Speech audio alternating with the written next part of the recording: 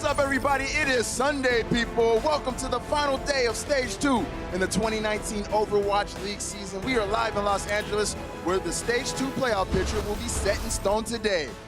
Welcome to the Watchpoint Preshow presented by State Farm. I'm Malik Forte, joined by Bren, Zoe, and filling in for Sideshow, we got Monte Cristo at the desk today. I'm trying to back to make people mad. Back to make people... Is that what you're here for, Monty, really? Of course. Well, it's good to have you. Guys, can you believe that we're almost halfway through the regular season? After today, officially, halfway through the regular season. It's kind of wild, right? It's gone so quickly. You know, you start a new season, you're like kind of, excited, you're hyped, but then without knowing, it's just blink of an eye, halfway through already. Yeah. Playoffs almost for stage 2. Time flies when you're having fun, right? It really does. Yeah. It does. There's been a lot of surprises, but guys, we're keeping it fresh and clean on our Sunday show today. But San Francisco Shock superstar Sinatra reveals the not-so-fresh and clean superstition he hopes will help the Shock complete Stage 2 without losing a match. Plus, we'll relive all the best moments from Week 5, including some unique sanitizing habits from the Charge. Are you seeing a theme here? Gotta sanitize. And with the Houston Outlaws finishing Stage 2 winless, our pal is going full Monty on them later in the show. Trust me, you won't want to miss that. Boy.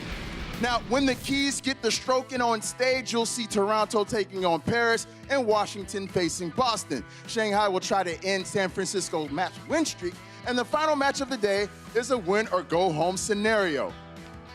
As you can see, 7 of the 8 playoff spots have been claimed. Hangzhou will have a better record if they beat Seoul today, but the Dynasty will have a better map differential if they beat Hangzhou. Seoul is coming off a hard-fought loss against Vancouver yesterday. This is Hangzhou's first match of the week after picking up 2 big wins during our Dallas homestand last weekend. The Spark have already improved on their win total from Stage 1, so Monty, who can the Spark look to get one more today?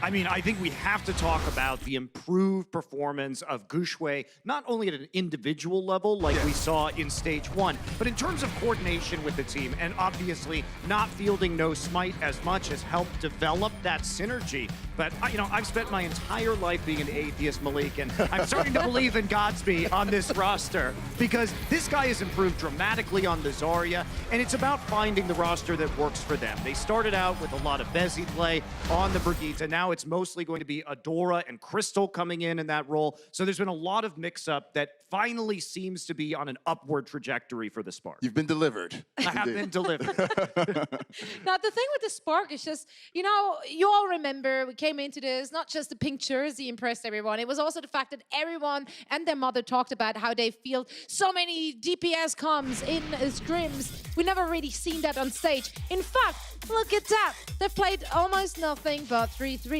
So where this might look, well, I don't want to say boring, but for the lack of better words, I'm going to go with it anyway.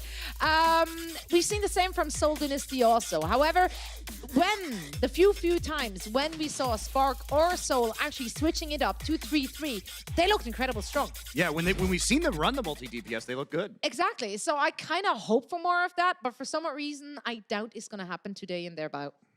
Interesting. Well, all right, let's flip to the other side because the Dynasty, they have a chance at the playoffs. But, Bren, do you think that a chance at the playoffs is enough to meet the high expectations that people have for the Seoul Dynasty? I don't know, to be honest, because coming into the 2018 inaugural season, the Seoul Dynasty was heralded as potentially one of the best teams in the league. They had these expectations coming in for them, and they didn't meet them in 2018. Now 2019 rolls around. Have they met them? I'm not so sure, because currently they are a mid-table team, and they haven't really been looking too hot. I mean, they've been taking wins against some of the weaker teams, but I'm going to be looking ahead here. You can see their Stage 3 schedule is where they're really going to start picking up a lot of steam and momentum, I think, and when we're going to start to see Seoul come into their own. They're still solidifying the roster. We haven't seen Fisher in for a while. They seem to be pretty settled on Marvel and Michelle. You can see here some easier matches. Mayhem and Charge the first 2, and the rest of them definitely winnable scenarios, with the exception of maybe Shock, I would say. But there is potential here for Seoul. I mean, if they end up playing very well, to go 6-1. I mean, this is just a glut of mid-table teams. So if they want to prove that they're not mid-table, this is the opportunity. This is the time to do it. The thing right now, if we're looking at statistics for Spark as well as Seoul, they're as mid-table as you can get. They're actually really both teams dead on in the middle. Right. This is the time for them to really stand out, though. It's going to be interesting to see. Now, let's go from 2 teams fighting for a playoff spot to a team fighting for their next win. The Houston Outlaws were swept yesterday by the London Spitfire, a match in which they only scored 2 points in 4 maps. Houston falls to 0-7 for their first winless stage ever. The Outlaws, they're having a rough go of it, to be quite frank, and it's about to get a lot rougher because Houston is about to feel the wrath of the full Monty. Here we go. The Houston Outlaws have become the 4th team to conclude a stage without a win in the Overwatch League, yet they also hold the ignominious distinction of earning the fewest map victories in any stage so far in 2019. Were their opponents in Stage 2 difficult? Yes. But Houston scored just 30 points all stage, one of the lowest point totals for one stage in the league's history.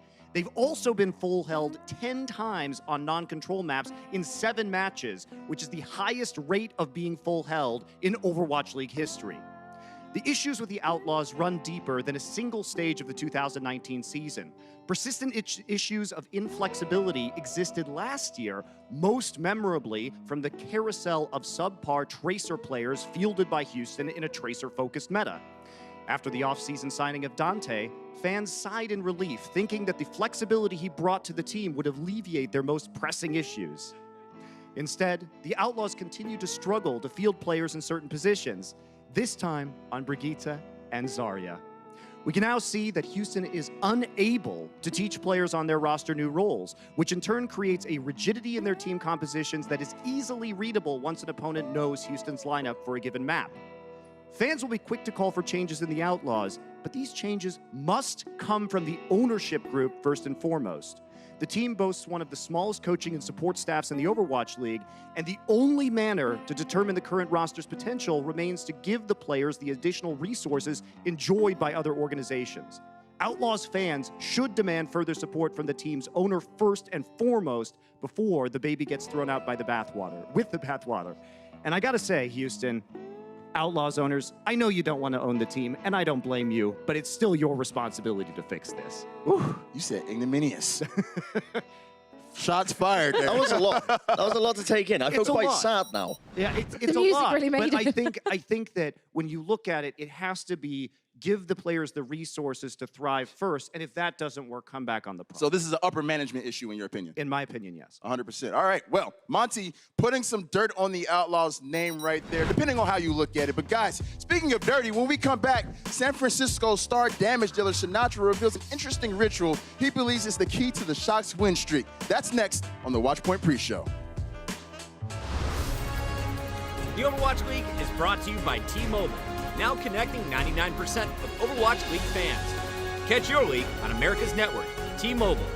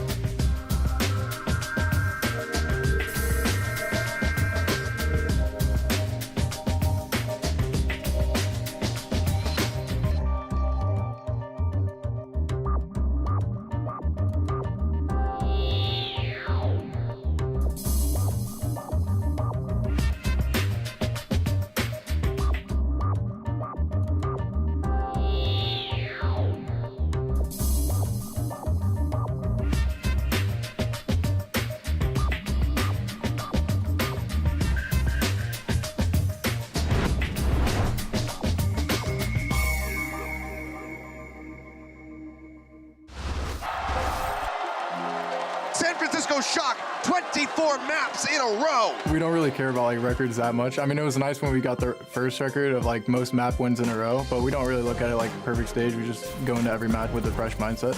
I don't know if anyone could disrespect them this much. They are still spawn camping the Fusion. I think we've been on this winning streak because we're really good at like adapting to any play styles. 저희는 공격적인 팀 그리고 수비적인 팀 그 사이에서 참 조율을 잘하는 팀이라고 생각을 해서 센 이유 중 하나가 아닌가 싶어요. 그게. Will the Dragons be able to shut them down to stop that streak and make their way into the playoffs themselves? I think we just need to worry about like their DPS comps and like ding on Pharah. Even DPS, I can beat them. Oh, yeah, like, cause I was against them, cause you know Kongdu had two teams, so I only against Ding a lot. And so I know his style. Okay. So, you know. 4 more to go to be the only team to have a truly perfect stage in Overwatch League history. I'm personally very superstitious. I feel like people will look at me like I'm a disgusting person, but if we're on a win streak, I don't wash my jersey. I mean, that sounds bad, but I'm a very not smelly person, so it's not bad. I smell great, actually. If I say we're the best team in the league, we're not. We're just gonna start losing. Shock. So I cannot say that, but we're Shock. very good. Okay, you think we're the best team in the league, but then we're gonna start losing. That's unlucky. I'll have him knock on wood later. It's an impressive streak, but Zoe, I gotta ask this. Would you want to sit next to Sinatra during a win streak, knowing that his jersey's unwashed? I mean, how close am I sitting, really? I think Rascal's face there really summed it up. Like, excuse me, what did he just say? But the fact that Rascal didn't notice on stage, maybe Sinatra was right. Maybe he actually doesn't get that He smelly. never sweats.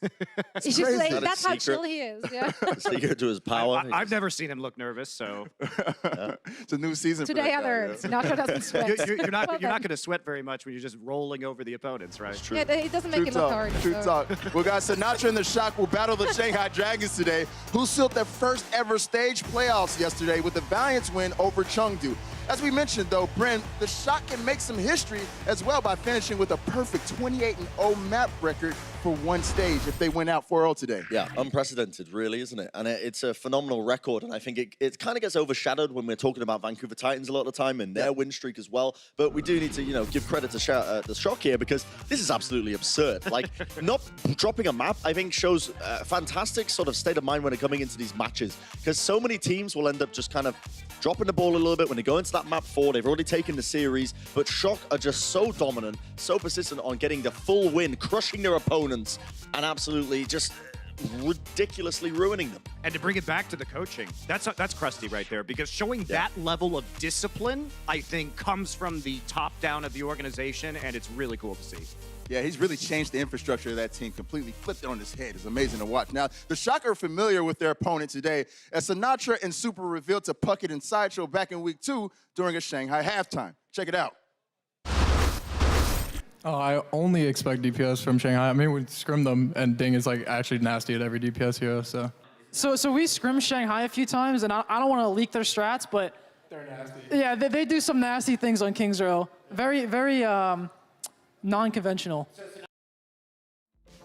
Well, what do you know? Kings Row is in the map pool for their match today. Zoe, it's a victory lap of sorts for Shanghai as they make their first stage playoffs win or lose today, but how big of a deal is that? I mean, for their franchise history, this is obviously huge. Like, we're talking about a team, and I can't stress this enough. They went winless in the entirety of season 1. Now they're coming here, stage 2, and they're actually making it to the playoffs. So I couldn't be happier for them, and I think it's well-deserved because we did see a lot of variety coming out of them, not just strong DPS play. We also saw that they are looking very solid on 3-3. And generally, I think they really cleaned it up. Their organization cleaned it up. I think their coaching stuff is much improved, just as the players.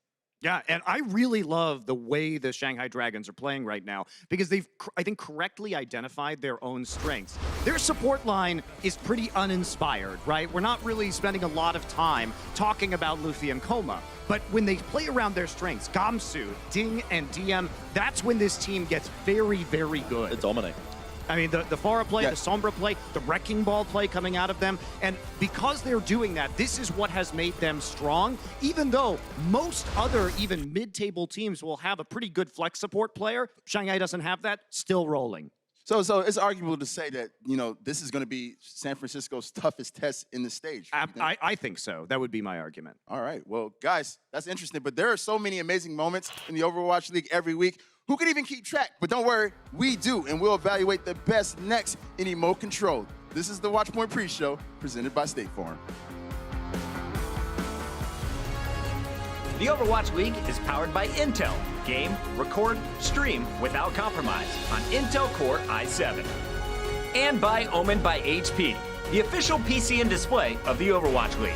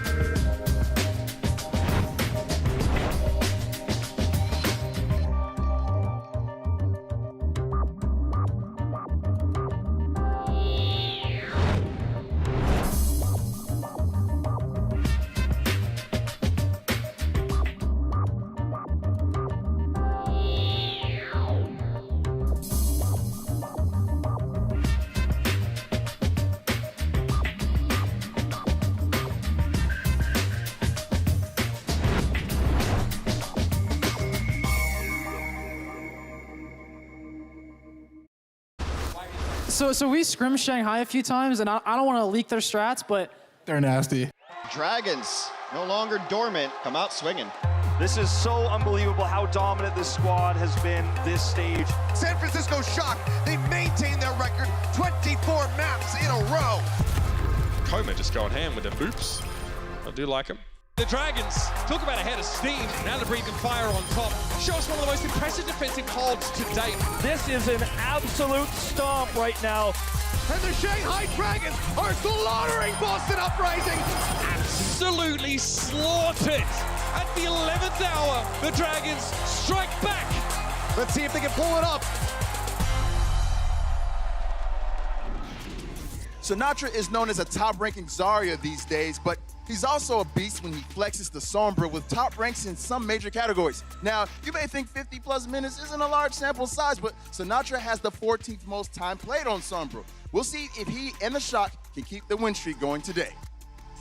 Speaking of winning streaks, the Atlanta Reign are beginning one against the NYXL. Atlanta beat New York for the second time in a row yesterday. And these matches were in close proximity with 2 weeks for the NYXL to prepare for the rematch. The second one was more shocking than the first. So Monty, where do you rank NYXL and Overwatch after those two losses? I think you have to say that they're falling out of the top three, or at least the tier of the top three. The line has become blurred for the NYXL because it was always XL, Shock, and Titans in that top three. Now I think it's just Shock and Titans, and then you've got some mix of Gladiators who are coming off of a loss. London, who had a weak strength of schedule and lost to the Chengdu Hunters. NYXL, they're sort of all in this murky, like sort of tier 2 area, but I think that's a huge win and really shows a lot for the Reign. But the XL, they had 2 weeks to prepare for one match this week, and they lose again, and that's the big shocker right there. Yeah, that's actually almost making me angry, because the first time, you could make the argument, like, they're overlooking the teams which they don't deem that great to begin with. So that is a mistake a lot of top teams have been making in the past. So once you get a pass, but the second time, with so much time to prepare, it's actually ridiculous that this happened again. Not to take anything away from Atlanta Reign, who did play really, really well. Again, they really identified their win conditions. They really know where they need to push and where they need to apply the pressure to defeat NYXL style, which frankly is starting to look very readable. Yeah, I know. I completely agree with that. And I think Atlanta did a fantastic job of this. And What's most telling, I think, is now there's this downfall of the play style of New York. They've always put resources into Jonak, into this backline. They've enabled Jonak completely. And Atlanta Reign, what they were doing during their matches, they were pressuring the backline, making them use the armor pack, the bubbles, the defense matrix, everything to try and protect that backline, and then kind of just jumping onto the front line or Animo and just kind of destroying the players because they didn't have anything left to protect them. Putting so much into Jonak when, you know, it's not really a meta for a Zenyatta player to pop off. You just can't be enabled in that kind of way. I think right now the future when it comes to playing triple tank, triple support is the way that Titans and the way that Shock like to play it. Enabling the Zarya player, enabling your main tank, and just watching them go wild. Right. It's going to be interesting to see, though, if anybody like watches these Atlanta games and takes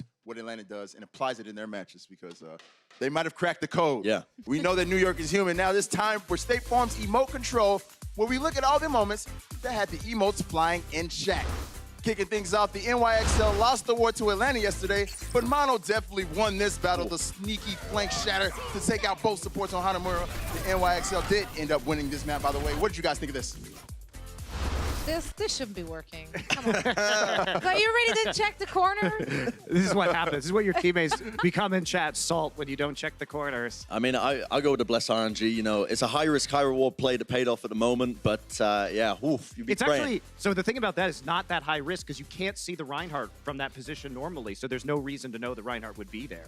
That's true. Yeah, true. All right, let's keep it moving, guys. Speaking of sneaky, let's flash back to this super interview we showed earlier. Sideshow going with the old slip the arm around move. Looks like a high school movie date right here, but what do you guys think? Bold. Very Bold. bold. I have so much to learn from him. This is Sideshow praying that his affection will be returned. This is Sideshow's face when he manages to pull off the smooth maneuver. It worked, guys. He's like, I got it. All right, next, guys. Nothing makes us smile like a good old back cap. Even so, with that Sly Lucio play, pushing the cart back on point beyond Gibraltar, while the Valiant fight around the corner. LA did take the match, though. What you guys think of this? I love that cat. That's a C9 lull in the chat. No. This is the Kappa moment. He's just Eviltal's like just back there capping all day. Yeah. All right, guys, moving on.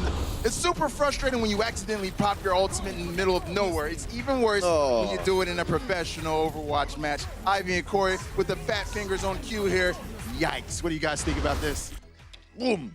Failfish. I usually always go like, I hope no one saw that, but again, it's not a main stage, Ivy's, so everyone saw his it. grabs haven't been fantastic, you know. I mean, you might think this is disgusting, but it just frankly reminds me of Golden Boy's Overwatch plays. Oh, no. He's not here to defend himself. All right, next. The last one is interesting. Chara with a toilet paper roll on stage after the Charger won Lee Jong Tower against Houston. I guess that would be considered the Charaman brand, right? Charaman. Yeah, I like that fun. I appreciate it. What do I even put up for that? All right. No, I'm not even deeming this with any mode. So I'm not gonna your pun, I'm and gonna, not, I'm I gonna go don't with even know what that Resident was. Sleeper because actually Koreans use toilet paper as tissues oftentimes and as napkins. So this is totally normal if you're in Korea. He was just blowing his nose. Yeah, exactly. Oh, okay. Totally normal. All right. Well, that does it for Emote Control, everybody. We are less than 10 minutes from the action on stage, and it's all leading up to the do-or-die match between Ryu Jae-hong and the Dynasty and Gu Shui and the Spark. Our predictions are next on the Watchpoint pre-show presented by State Farm. Coca-Cola is the official refreshment of the Overwatch League.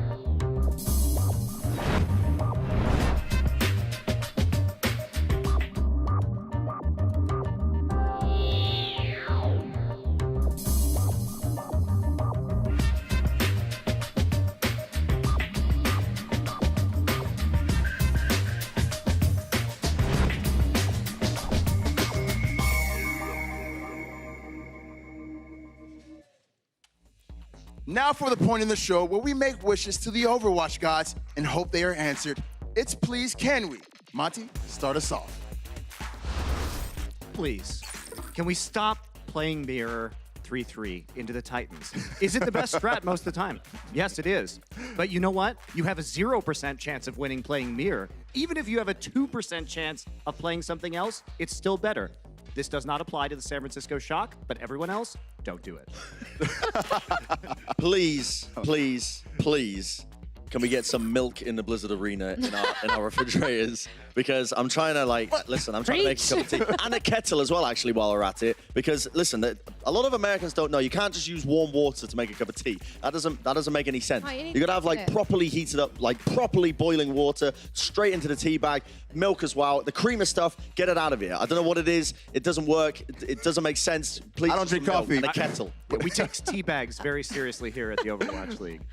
All right, guys, here are your predictions for our final day of Stage 2. Brent is he's on his own taking Toronto. Everyone has Boston and the Shock to win, but they all think the map streak ends here today. And in our playing game, Brent also is solo taking the Spark. Brent, back up your Spark pick against Monty. 30-second face-off. Go. All right, okay. I personally believe that right now Hangzhou are a better team when it comes to playing DPS comps.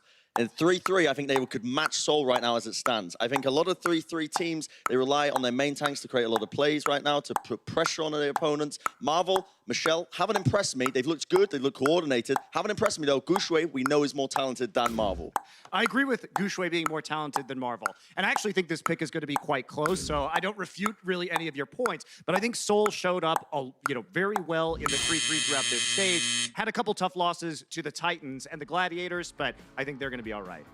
50-50 then, we're agreed? All right. Yes. All right, real quick. Did you have a thought, so you want to get out there real quick? Well, I mean, technically I already said everything, so I can't really add anything new to the story here. All right, well, guys, that does it for the Watchpoint pre-show presented by State Farm. We'll see you guys at halftime, but until then, enjoy the matches.